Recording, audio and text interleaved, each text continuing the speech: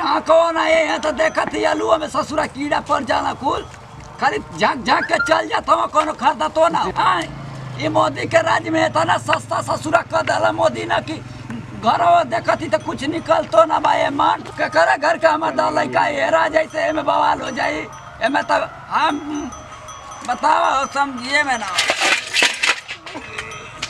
12 रुपया किलो आवा आवा आवा ससुरा जितने आलू ना बिका तना लटाई फारे के पड़त भैया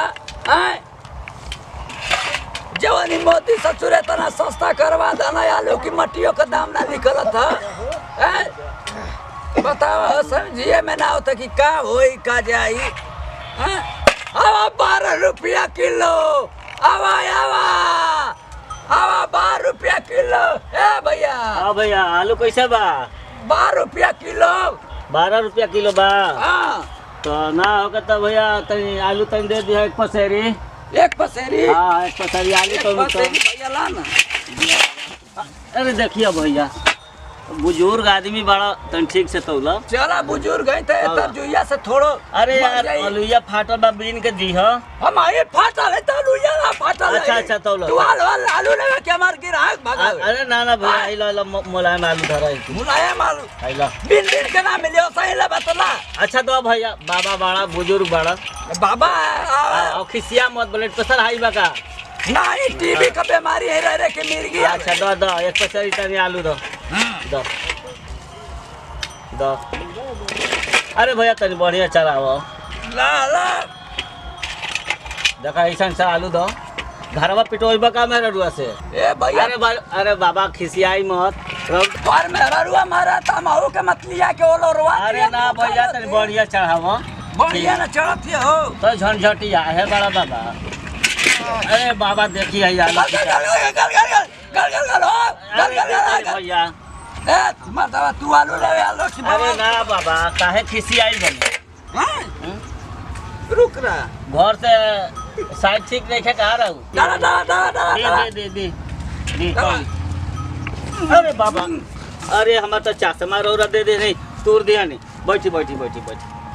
अरे भाई खिसियाई मत अरे भाव ना गिरे आई आई तौली तौली तौली खिसियाई मत सस्ता आलू देती 12 रुपया किलो। अच्छा दी आलू बहुत बढ़िया बुझाता रहू दी जो हमारे खूबसूरत असोरे रह के भाई मतलब पता आलू के तना फेल रही भैया। मैं कटाइले आलू बाटे चल कहाँ चली दी मैं उतारिए लोग का। अरे खेत में से लिया आइल बनी कहू डंडी में। अरे तो डंडी मारो का रो रहा डंडी तो चल चल अरे चाहे बाबा ला के मले बा।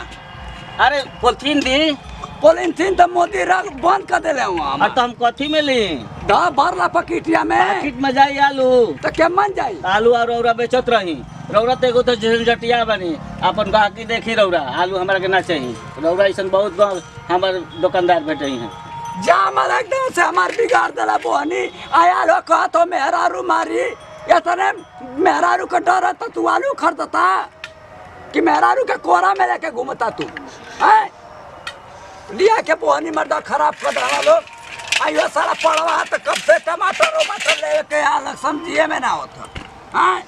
जाए मोदी भैया तोरे जिंदगी में जे रही ना तो भूखे मर के उलट जाई।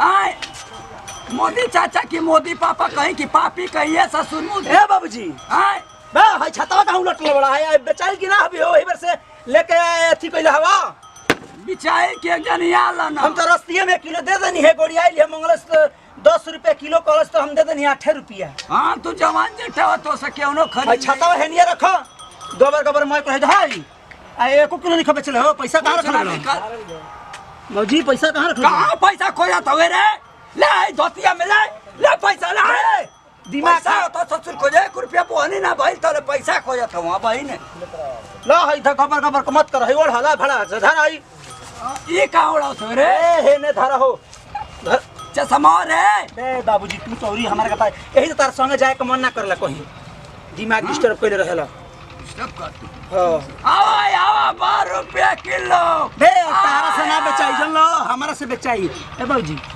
दाना जूता खोल के तनी बैठ जी आवा 12 रुपया किलो बे का चिल्लाता हमारी बहन तो हम बोलते ही हो तो बोल का कर पे बेच दी बाबूजी 10